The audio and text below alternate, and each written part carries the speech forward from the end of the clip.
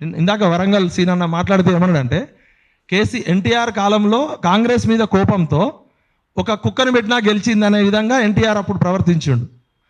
ఎన్టీఆర్ తర్వాత 20 ఏళ్ల కాలంలో ఆందోళన మీద కోపంతో కేసీఆర్ యొక్క ఉద్యమ శైలి ఉద్యమ పందాతో చెప్పును పెట్టినా గెలిచింది. కేసీఆర్ గారు ఏమన్నారు, సీఎం సీట్ నా చెప్పుతో సమానం అన్నారు. ఒకసారి చెప్పును పెట్టినా గెలిచింది ఒక నెగిటివ్ ఓటు బ్యాంక్ తోటి.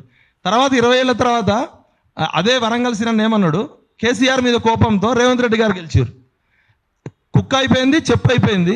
ఇప్పుడు వచ్చింది. రేపు పొద్దున్న భవిష్యత్తులో ఇంకా ఎలాంటి చిత్తపాలన చూడాలని భయపడుతున్నాం. నేనేమంటున్నానంటే ప్రమాణాలు బోధించేటప్పుడు ఒక ఇన్స్టిట్యూషనల్ కనెక్షన్ లేకపోతే ఇలా శివారెడ్డిని ఎవరు కలెక్ట్ చేస్తారు, విజయ్ని ఎవరు? ఇండివిజువల్గా మనందరికీ వాక్ స్వాతంత్ర హక్కు ఉంది. మన హక్కు ఎంతవరకు? నీ ముక్కును తాకనంత వరకే. నా మీద చాలా కేసులు పెట్టారు. నేను చాలాసార్లు కేసీఆర్ గారిని తిట్టినాను. పొరపాటు ఉద్దేశపూర్వకంగా చేస్తే ఒక రకంగా ఉంటుంది, పొరపాటు తప్పు చేస్తే సవరించుకోవచ్చు. ఇలా తన్వి యాదవ్ అనే అమ్మాయి అరెస్ట్ అవుతుందని తెలుసా? ఆయన బూతులు మాట్లాడుతుంది, నాకు రేటింగ్స్ వస్తాయి, నా ఛానల్లో కొద్దిగా వ్యూవర్షిప్ వస్తుంది, లేకపోతే జాబులు పోతాయి. ఇలా చాలామంది యూట్యూబర్స్ అని పెట్టుకున్న వాళ్ళు చాలాసార్లు మన బుచ్చన్న మేము చాలాసార్లు డిస్కస్ చేసుకున్నాం.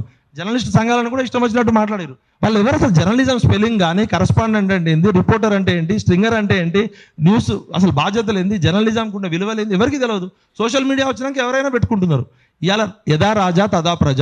మళ్ళీ నన్ను చూసి ఇదే జర్నలిజం అనుకుంటుంటారు. అబ్బాయి పేరు తిరుపతి. నేనేమంటున్నా అంటే ఫస్ట్ మనం ఇంటర్నల్గా కూర్చొని మనం చేసిన తప్పుల్ని మనం అంగీకరించాల్సిందే. గొంగట్లో కూర్చొని ఎంటికలు ఏరుకుంటే అది మనం మోసం చేసుకోవడం అవుతుంది.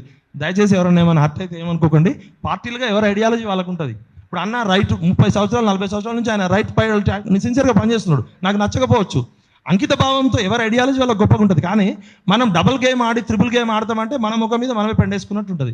రేపు పొద్దున మనం ఏది ఇస్తే అదే రిటర్న్ వస్తుంది, ఇంకా స్పీడ్గా వస్తుంది.